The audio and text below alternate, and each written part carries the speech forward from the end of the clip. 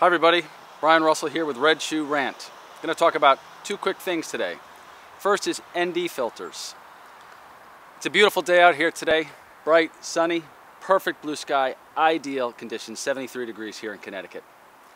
I put a 0.9x ND filter on my 1.4 50mm lens.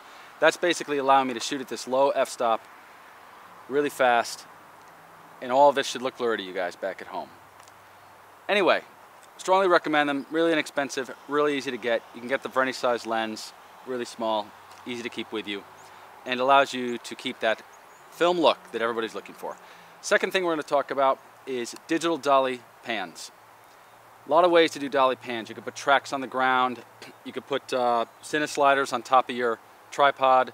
You can go side to side. You can go in and out. Dolly moves look tremendous. They look awesome. They give your piece of work a whole new level of cinematic feel. And they work really well for really small backyard pieces as they do for large cinema type pieces. What I would recommend is, in many cases, you either can't put dollies in, or you have no room even for a 20 or 30 inch track on top of your tripod, or you just don't have the money or the time to set these things up. Many cases you can do a digital dolly move. We're going to go over the computer. Actually, we're going to go over the computer, and we're going to show you how to do that. We'll see you next time on Red Shoe Rant. Alright everybody, here we are in front of Final Cut Pro. We're going to show you how to do a digital dolly pan today. This is a really nice effect, something that people often set up tracks, or they set up a glide track of some sort on top of a tripod. There's a lot of dolly systems out there that are really nice. They range from very cheap to very expensive, but this is the most inexpensive. You do need to have good acquisition footage in order to do this because it does involve digitally enlarging your image. I'm using the Canon 5D Mark II, shot in 1080p 24 here. So I've got two clips. We've got a clip here of a woman giving an interview, and then the next clip is a clip at the beach. And at the beach, we notice we have that pole in the foreground, and we're going to use that for part of our effect here. So let's get started. So we've got this woman loaded into our viewer. We're going to click on the motion tab, and we're going to go up here where we're going to keyframe it. Shift Z will obviously give us the whole clip in this light gray area. We're going to move our playhead, and if you notice in the left hand corner here in the canvas, you'll see this green bracket that indicates it's the first clip. Now I'm going to keyframe, notice up here, scale, and I'm going to keyframe center.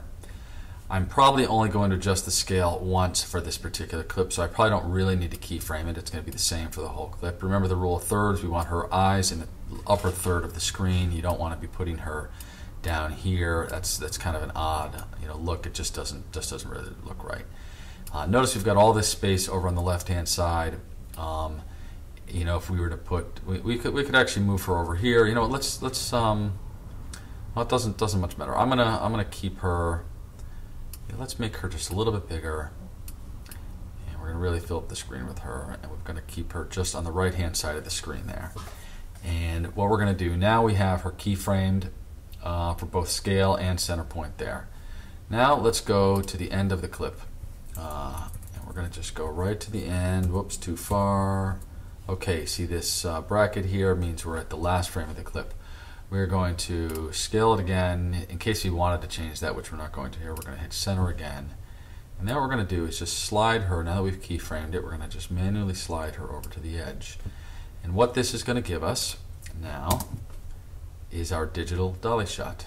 Looks like we've got a nice dolly. And because this is a 7D, we have blown this up a lot. We've blown it up 181%.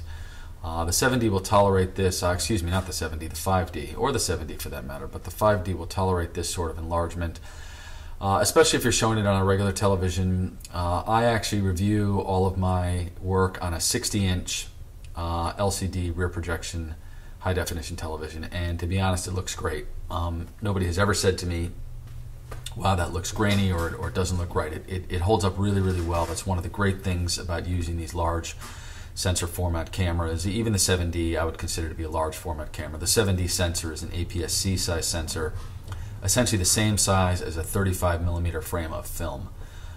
So they're very large sensors, and you really get fantastic quality.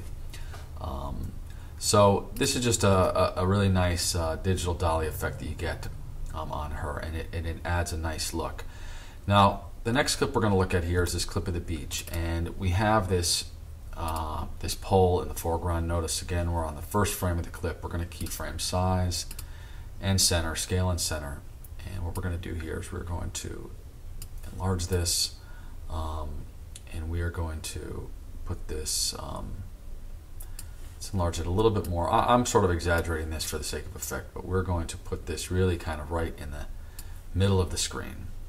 Now we're going to go down here at the end of the clip. You know what, in this case we're going to want to sit on our shot a little bit, so we're going to move it here, keyframe the size and center again, and then once again we are going to dolly this puppy right out of the way as if you had a set of tracks on the ground. Let's take a look at that one. Now that's moving a little bit on the fast side, so let's stretch that out a little bit. Just slow it down, give ourselves some pacing here. So all right, that's much nicer. Now here's the other thing we're going to do is we're actually going to raise this up because I feel like we're losing. Whoops, made a mistake. Let's undo that, and let's go back to our initial keyframe, and let's let's raise it up so that we get, you know, those nice rocks and other poles there. And then we're going to go down to the end. This other keyframe, make sure we're right on top of it, and we're going to do the same thing. So that when we track across that shot. All right.